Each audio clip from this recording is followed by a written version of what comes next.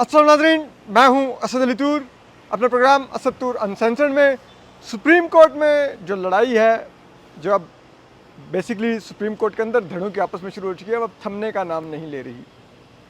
इस पर अब चीफ जस्टिस कादी फाइसा क्या बड़ा करने जा रहे हैं, ये हम आज आपको एक्सक्लूसिवली बताएंगे। और इसके अलावा उनके, जिसे कहते हैं ना, उनके तोशाखाना में कौन कौन से हथियार हैं जो वो आने वाले दिनों में इस्तेमाल कर सकते हैं, ये बहुत ही अहम है। इसके अलावा दूसरी साइड भी क्या करने का इरादा रखती है। जो 30 सितंबर को 63A का केस लगा हुआ है, उसमें क्या हो सकता है, जस्टिस मुनीब अख्तर क्या पोजीशन ले सकते हैं, और ये भी हम आपको बताएंगे कि चीफ जस्टिस कादी फाइसा किस तरह चोरी चोरी चुपके चुपके रात गए, जिसे कहते हैं ना, हुकूमत को, जो उन्होंने लास्टिक की फार्म 47 की शलवारें पहनी हुई हैं, उस लास्टिक की जगह नाड़ा डाल के उनकी शलवारें मजबूत कर रहे हैं। तो वो भी हम आपको आज बहुत ही दिलचस्प कहानी बताएंगे। तो देखिए, ये आपको मालूम है उस दिन एक इलेक्शन पिटिशन थी चीफ जस्टिस कादी फाइसा साहब के सामने, ठीक है। और उसमें अब उन्होंने एक फ़ैसला कल जारी किया है। ये उनके साथ जस्टिस नईम अख्तर अफ़गान और जस्टिस शाहिद बिलाल भी थे। लेकिन ये ऑर्डर चीफ जस्टिस कादी फाइसा का तहरीर करदा जजमेंट है ये, ठीक है। इसमें अगर आप पढ़िए पैरा 7, 8 और 9, तो ये बहुत दिलचस्प है, क्योंकि आपको पता है इस वक्त मुल्क में एक कंट्रोवर्सी है फार्म 47, फार्म 45 की। चीफ जस्टिस ने बड़ा स्मार्टली उसको दफन करके ट्रिब्यूनल्स को रीकाउंटिंग का रास्ता दिखाया, और उस रीकाउंटिंग में क्या होगा अब भी हम आपको बताते हैं, ठीक है। आप देखिए अब कंट्रोवर्सी क्या है। जो पतन ने भी ऑडिट किया है इस्लामाबाद के तीनों हलकों का, लाहौर में मियां नवाज शरीफ साहब के हल्के का, सलमान अकरम राजा साहब के हल्के का, दीगर जगहों पर जो उन्होंने ऑडिट किया है, उसमें क्लियर नज़र आया कि जो फार्म 45 हैं वो टेम्पर्ड नज़र आ रहे हैं बकौल पतन के, ठीक है। फार्म 45 अगर किसी जगह पे 118 वोट थे तो वो 1118 कर दिए गए, और इस तरह करके हुक्मरान जमात के लोगों को जिताया गया हुआ है, ठीक है। जिसके 50,000 वोट थे उसके 1,10,000 कर दिए गए, जिस पीटीआई के उम्मीदवार के 1,20,000 वोट थे उसके घटा के 57,000 कर दिए गए। तो इस तरह की गिमिक्स की गई हैं, और यही चीज़ जस्टिस तारिक महमूद जहांगीरी साहब कर रहे थे इस्लामाबाद के ट्रिब्यूनल में बैठ के, जब उन्होंने कहा था कि तीनों हलकों के लोग अपने अपने फार्म 45 लाएँ, तमाम उम्मीदवारान, और फिर मैं तमाम उम्मीदवारान अपना साथ साथ एफिडेविट दें कि उनके फार्म 45 ओरिजिनल है, और फिर मैं उनकी स्क्रूटनी करूँगा, डिसाइड करूँगा फार्म 47 में रिजल्ट वही है जो फार्म 45 से बनता है कि नहीं है। तो फिर पहले उनको तब्दील कर दिया गया, फिर वो इस्लामाबाद हाई कोर्ट मामला है, फिर उनकी डिग्री जाली और ये और वो क्या कुछ नहीं उनके साथ कर दिया गया, ठीक है। तो इतने ये मामला हसास है फार्म 45, फार्म 47 की कंट्रोवर्सी का, क्योंकि ये लंबा चौड़ा मामला नहीं है, एक एक दो दो दिन की स्क्रूटनी है, आप करें आपको पता चल जाएगा हर हल्के का किस में क्या हुआ है। कराची में भी आपको पता है जमात इस्लामी के अमीर हैं, जिसे कहते हैं हाफिज़ नईम साहब, उन्होंने भी कहा कि भाई मैं नहीं, पीटीआई का उम्मीदवार जीता था उसको सीट दें। हालांकि इन्होंने उनको जिता दिया था, उन्होंने कहा नहीं भाई मैं नहीं जीता, पीटीआई का उम्मीदवार जीता हुआ, उन्होंने ईमानदारी दिखाई, ठीक है। बाकी जगहों पर भी कई जगह पर ये हुआ। इस्लामाबाद में मुस्तफा नवाज खोखर साहब ने बड़ा दिल दिखाया, उन्होंने कहा भाई मैं नहीं जीता था, पीटीआई का उम्मीदवार जीत रहा था, और इन्होंने 2 नंबरी करके नून लीग के उम्मीदवारों को जिताया। तो हर जगह पर फार्म 45, फार्म 47 की एक कंट्रोवर्सी है, और बहुत सीरियस कंट्रोवर्सी है, जिसकी वजह से पूरी गवर्नमेंट का मैंडेट, उसकी लेजिटिमेसी अंडर क्वेश्चन है। तो अब चीफ जस्टिस कादी फाइसा साहब क्या करते हैं इस केस में, फैसला जो लिखते हैं 4 सफ़ों का, उसमें कहते हैं कि जो फार्म 45, फार्म 47 है, ठीक है, उसमें वो कहते हैं कि जी वो असल जो रिज़ल्ट कंसोलिडेट होता है वो तो वोटों की बुनियाद पर ही होता है ना, ठीक है। तो कहते हैं कि जो बैलेट पेपर जो उस दिन वोट कास्ट हुए हैं, वो असल उनको फैसला करना चाहिए कि कौन जीता है, वो बुनियाद बनने चाहिए अगर कोई रिजल्ट चैलेंज होता है, ठीक है। तो उसके लिए जो प्रिजाइडिंग ऑफिसर है, ठीक है, वो बजाय इसके, या रिटर्निंग ऑफिसर, वो कोई करे और वो वोट रिकाउंट का कोई ऑर्डर करे, ठीक है, इससे बेहतर है वो डिटर्मिन करे कौन जीता है, कि वो जो थैले हैं जिनमें बैलेट पेपर तब पड़े हुए हैं उनको खोलने का हुक्म दें, और उनको खोलने का हुक्म देकर रिकाउंट करवाएं, ठीक है। फिर जो वोट कास्ट हुए होंगे ठीक है, वही असल शहादत कहलाएंगे उस इलेक्शन रिज़ल्ट की, ठीक है। और फिर वो जो वोट रिकाउंट होगा उसको जो फॉर्म 45 है, फॉर्म 47 है, यानी कि उनसे मिला लिया जाए कि क्या वो दुरुस्त हैं कि नहीं, और ये तब तक किया जाए जब तक कि वोट रिकाउंट ना हो जाए, तब किया जाए, ठीक है। और उसमें वो कहते हैं कि उसमें यह है कि उम्मीदवार वोट रिकाउंट की दरख्वास्त दे सकता है, और उसकी दरख्वास्त अगर अलाउ होती है, ठीक है, तो वोट रिकाउंट होगा। और उस दौरान ये होगा कि तमाम उम्मीदवारों को नोटिस होगा, ठीक है, उनकी मौजूदगी में वोट जिसे कहते हैं वो रिकाउंट होगा, ठीक है। और अगर कोई डिस्प्यूट होगा तो वो सामने आ जाएगा, ठीक है। और फिर वो ये कहते हैं कि जी बाकी जो है कि ये ज़रूर देखा जाएगा कि वो सील टूटी हुई है कि नहीं, कि कहीं वोटों की जिसे कहते हैं वो साथ कोई छेड़छाड़ तो नहीं की गई। तो सीलें तो टूट के यहाँ पे दोबारा भी लग जाती हैं, ठीक है। लेकिन अगर आप देखें, अब अगर मामला रिकाउंट में चला जाएगा तो अब तक जितने भी हल्के रिकाउंट में गए हैं जहाँ पर पीटीआई के उम्मीदवार जीते हुए थे, रिकाउंट में उनके वोट रिजेक्ट करवा के रिजेक्टेड वोट्स का नंबर बढ़ाकर उनको हरा दिया गया और पीएमएलएन के उम्मीदवार जिता दिए गए, चाहे गुजरांवाला हो, चाहे दीगर पंजाब के शहर हों। 4 हलकों में ये हो चुका है, ठीक है। यानी कि अब आप ट्रिब्यूनल्स के एक तो पहले ही हाथ बनवा दिए गए हैं कि 4 रिटायर्ड जज होंगे अब ट्रिब्यूनल में पंजाब में, ठीक है। और अगर बाकी भी जो 4 इंडिपेंडेंट होंगे, अब जब वो अगर क्या करेंगे कि नहीं हम फॉर्म 45 की स्क्रूटनी करेंगे, तो जो जीता हुआ सो कॉल्ड उम्मीदवार होगा वो ये फैसला सामने रखेगा नून लीग का उम्मीदवार, और कहेगा कि नहीं जी बैलेट पेपर रिकाउंट होगा, फॉर्म 45 47 की आप नहीं करेंगे स्क्रूटनी। तो वो कहेंगे ठीक है जी, फिर अब सुप्रीम कोर्ट का फैसला आ चुका है, अब हम इसको तो नहीं डिफाई कर सकते, वो रिकाउंट का हुक्म देंगे, जो कि इलेक्शन रूल्स के मुताबिक ऐसे ही होता है, रिकाउंट का हुक्म होता है, ठीक है। और वो वहाँ पर रिकाउंट में फिर जो थैले होंगे वो पहले से इन्होंने भरे होंगे वोटों से, ठीक है। और वो फिर उसमें से वोट वही निकलेंगे जो जीते हुए उम्मीदवार के पहले से दर्जशुदा होंगे फॉर्म 47 में, ठीक है। तो बड़े तरीके से उनको एक रास्ता दिखा दिया गया कि ये लोग यहाँ से पतली गली से निकल जाओ, ठीक है। और ये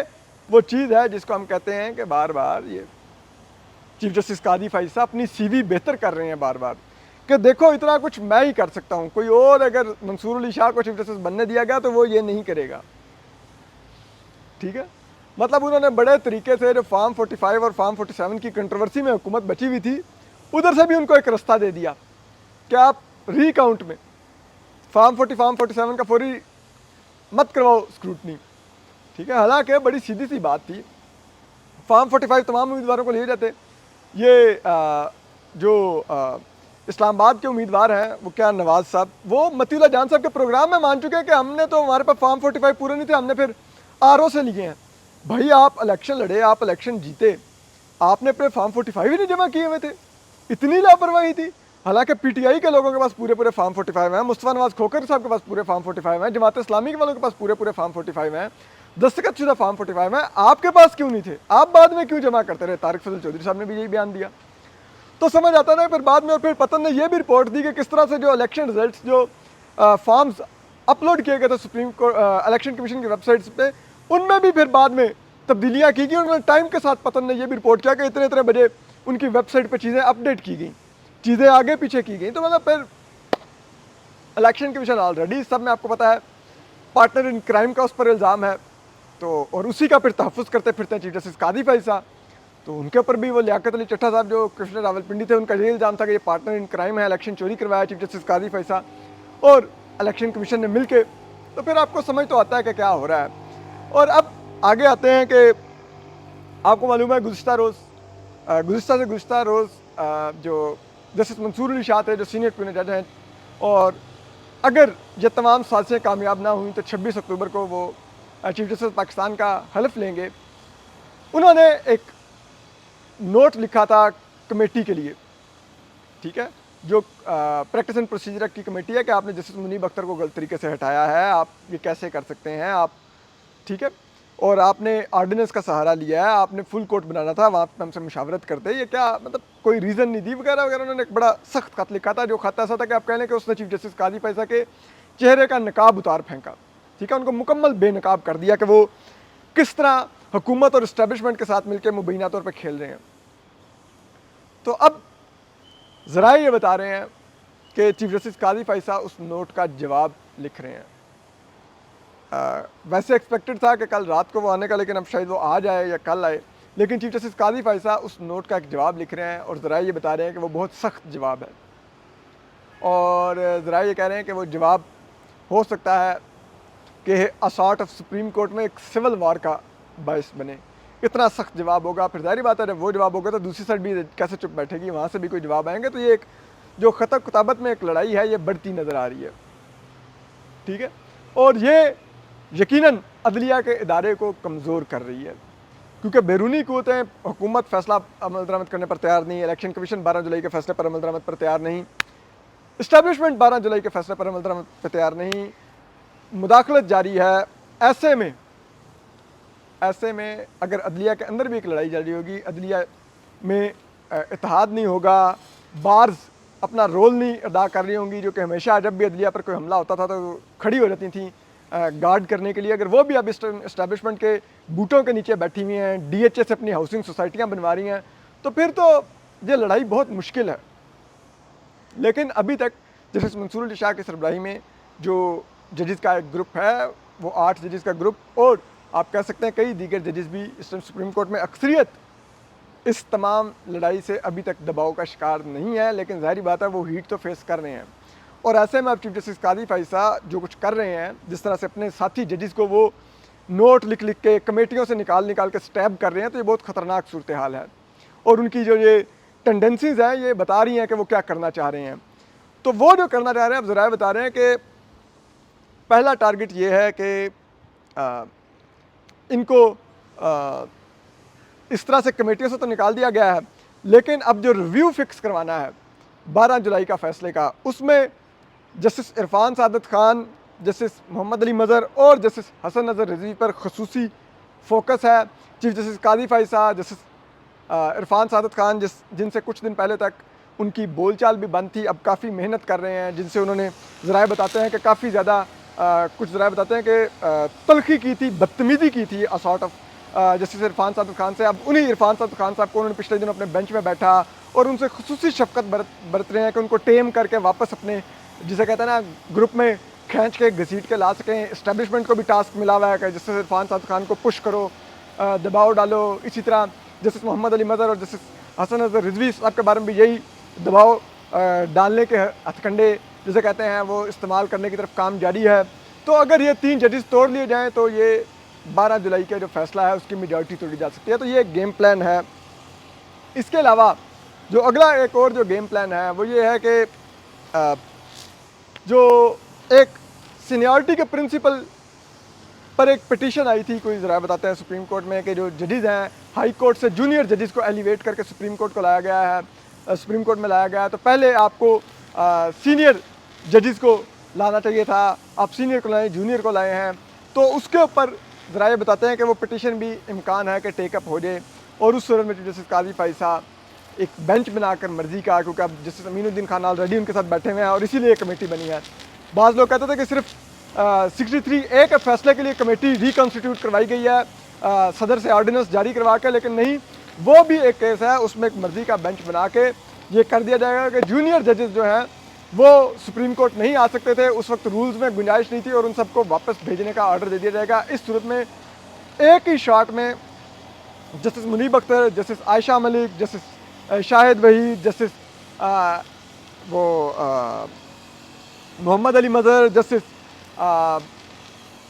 हसन नज़र रिजवी, तो इस तरह जजेस की एक ही शॉट में 6-7 जजेस की, जिसे कहते हैं ना, सुप्रीम कोर्ट से गर्दन उतार दी जाएगी, और फिर सुप्रीम कोर्ट में, जिसे कहते हैं ना, वो कोर्ट पैकिंग की जाएगी अपने लाइक माइंडेड जजेस की। तो वो एक सब कुछ है, और इसी तरह फिर रेफरेंसेस और दीगर चीज़ें करके, हरासा करके जजेस को मज़ीद दबाव में लाया जाएगा। मीनवाइल कॉन्स्टिट्यूशन अमेंडमेंट पास करवाई जाएगी, इधर मेजॉरिटी चीफ जस्टिस काजी फैसला की कायम हो चुकी होगी, और फिर उसके तौर पर यह काम कोशिश ये है कि अगले 1 महीने में किया जाए। और ये सब कुछ करके तो फिर चीफ जस्टिस काजी फैसला की सुप्रीमेसी हतमी तौर पर कायम हो, फिर चाहे वो इधर कंटिन्यू करें या वो सो कॉल्ड आइनी अदालत में चले जाएं चीफ जस्टिस बन के, और फिर जिन जजेस ने उनका अभी साथ दिया है उनको वो साथ ले जाएंगे वहाँ पर। तो ये एक वो उनके आर्सेनल में कुछ वेपन हैं जो वो इस्तेमाल करने का इरादा रखते हैं आने वाले दिनों में। लेकिन दूसरी तरफ ये भी है कि अब 63 का एक जो बेंच बना है उसमें जस्टिस मुनीब अख्तर भी शामिल है। अदरवाइज तो मेजॉरिटी चीफ जस्टिस काजी फैसला किया, उसमें ओवरवेलमिंग मेजॉरिटी है। जस्टिस मुनीब अख्तर आप कह लेना कि बस एक वैसे ही खाना पूरी कलर ने डाल दिया, उसके बगैर गुजारा नहीं था, क्योंकि जजमेंट तहरीर करदा जस्टिस मुनीब अख्तर की है। तो ज़राए ये दावा कर रहे हैं कि justice Munib Akhtar most likely उस बेंच में बैठ के वो रिक्यूज़ल का ऐलान कर सकते हैं, और उसकी रीज़न वो ये दे सकते हैं कि जो प्रैक्टिस एंड प्रोसीजर एक्ट की कमेटी थी वो सही तरीके से कॉन्स्टिट्यूट नहीं हुई थी। जस्टिस मंसूर अली शाह का नोट ऑन रिकॉर्ड है, और इस बुनियाद पर मैं नहीं समझता कि जब प्रैक्टिस एंड प्रोसीजर एक्ट की कमेटी दुरुस्त नहीं है तो फिर उसके ज़रिए तश्कील करदा बेंच भी दुरुस्त नहीं है, और मैं कैसे बेंच में बैठ के एक आइनी मुकदमा नहीं सुनूंगा। और वो अगर रिक्यूज़ल करेंगे तो बेंच ऑफ कोर्स टूट जाएगा। बेंच टूटेगा तो मामला दोबारा कमेटी की तरफ जाएगा कि कमेटी दोबारा बेंच बनाए, और फिर उस सब में अगर इसी तरह मामला लटकता ये सितंबर का भी अक्टूबर का भी पहला हफ्ता आ गया तो बहुत सूरत दिलचस्प होती जाएगी, क्योंकि 25 अक्टूबर चीफ जस्टिस काजी फैसला की रिटायरमेंट के डे है। एक एक दिन जो एग्जॉस्ट हो रहा है, जो गुजर रहा है, वो चीफ जस्टिस काजी फैसला को मजीद फ्रस्ट्रेट कर रहा है, वो इस्टेब्लिशमेंट को मजीद फ्रस्ट्रेट कर रहा है, वो हुकूमत को मजीद फ्रस्ट्रेट कर रहा है, वो इलेक्शन कमीशन को मजीद फ्रस्ट्रेट कर रहा है। और ये जो चार जिसे कहते हैं फैक्शंस हैं, यही इस वक्त सुप्रीम कोर्ट को कमज़ोर कर रही हैं। तो अब देखना यह है कि क्या ये चीज़ें इसी अंदाज में जिस अंदाज में करने की कोशिश की जा रही हैं, ये टाइमलाइन इसी तरह फॉलो होगी कि नहीं, ये बड़ा दिलचस्प है। लेकिन एक और जो दिलचस्प खबर है वो ये भी है कि जो 28 सितंबर को जो जुडिशल कमीशन ऑफ पाकिस्तान के रूल्स अमेंड करने वाला इजलास था वो भी अब मौखर कर दिया गया है, और ये ज़राए दावा कर रहे हैं कि वो भी मौखर कर दिया गया, वो 28 सितंबर को शायद नहीं होगा। तो इसका मतलब है कि जो अब हुकूमत जो ये दावा कर रही है, और कि हम उस दिन बैरिस्टर ज़कीर साहब ने भी कहा कि हम अक्टूबर के पहले हफ्ते में हम हर हाल में कॉन्स्टिट्यूशनल अमेंडमेंट ला के पास करवाएंगे। बिलावल भुट्टो साहब ने भी कहा है कि जो आइनी अदालत है वो ज़रूरत भी है और मजबूरी भी है, तो हम हर सूरत में उसको पास करवाएंगे। और उसके लिए वह बार से खिताब भी करना शुरू हो गए हैं। तो अब जारी बात है, बार अब खूब पैसे बनाएंगी, फंडिंग आएगी, लॉ मिनिस्टर की तरफ से ज़रा बताते हैं कि वो बांटे जाएंगे। तो अगर बांटे जाएंगे तो फिर बार तो ऑलरेडी जिसे कहते हैं वो अब इस्टेब्लिशमेंट के बूटों में बैठी हुई है, ठीक है। लेकिन क्या बाकी वकला बर्दाश्त करेंगे? तो मुनीर मलिक साहब जैसे बड़े वकील, अली अहमद कुर जैसे बड़े वकील और हामिद खान जैसे बड़े वकील, ये अब अपने अपने धड़ों को एक्टिवेट कर रहे हैं, और इनके साथ एक बड़ी फॉलोइंग वो नौजवान वकला की है जो ना सिर्फ इन बड़े नामों को फॉलो करते हैं, आइडलाइज करते हैं, बल्कि वो जस्टिस मंसूर अली शाह को बहुत ज़्यादा पसंदीदगी है उन नौजवान वकला में। तो अगर ये नौजवान वकला और ये बड़े वकला खड़े हो गए तो ये जो बार्स इस वक्त इस्टेब्लिशमेंट की गोद में बैठी हुई हैं और इस्टेब्लिशमेंट की टाउट बनी हुई हैं, वो बार्स के लिए फिर इस सब प्रेशर को सस्टेन करना मुश्किल हो जाएगा। और इसी को फोर्स ही करते हुए उस दिन प्रैक्टिस एंड प्रोसीजर एक्ट वाले आर्डिनेंस के ऊपर ना सिर्फ सुप्रीम कोर्ट बार ने उसको मुस्तरद किया और उस पर तहफ़्फ़ुज़ात का इज़हार किया, बल्कि पाकिस्तान बार कौंसिल ने भी, हालांकि उसके जो चेयरमैन है वाइस चेयरमैन है वो फारूक नाइक साहब हैं जो पीपल्स पार्टी के सेनेटर हैं, तो उन्होंने भी उसके ऊपर तहफ़्फ़ुज़ात का इज़हार किया और उसको मुस्तरद किया। और अब जो चीज़ है कि वो आइनी पैकेज के ऊपर भी कल साबिक वाइस चेयरमैन जो पाकिस्तान बार कौंसिल है जो कि आसमा जहांगीर ग्रुप के ही हैं, आबिद साकी साहब, उन्होंने और मुनीर काकड़ साहब ने और दीगर कुल मिला के 7 मेंबर्स ने जो पाकिस्तान बार कौंसिल के वाइस चेयरमैन और चेयरमैन एग्जीक्यूटिव कौंसिल हैं उनको एक ख़त लिखा है और उसमें शदीद तहफ़्फ़ुज़ात का करते हुए मुस्तरद किया है इस 26वीं आइनी तरमीम को, इस आइनी अदालत के आइडिया को, और कहा है कि ये सुप्रीम कोर्ट को ख़त्म करने और तबाह करने की कोशिश है और अदालती निज़ाम को तबाह करने और अंडरमाइन करने की कोशिश है। अब देखते हैं कि पाकिस्तान बार कौंसिल अपने अंदर मौजूद इन आवाज़ों को सुनती है कि नहीं, या वो इस्टेब्लिशमेंट की बी टीम बनती है और इस सारे गंदे खेल में वो अदलिया को कमज़ोर करने में अपना किरदार अदा करेगी। लेकिन पाकिस्तान में वकला को एक बड़ी तादाद को ये एहसास है कि अगर उनका इंस्टीट्यूशन वीक हो गया और वक्ती तौर पे उन्होंने 4 पैसे कमा भी लिए, तो कल को जो वो इस्टेब्लिशमेंट को या दीगर इदारों को आंखें दिखा भी लेते हैं वक्त आने पर कि हम वकला काले कोट वाले खाकियों से नहीं डरते, तो याद रखिए फिर जब उनका इदारा ही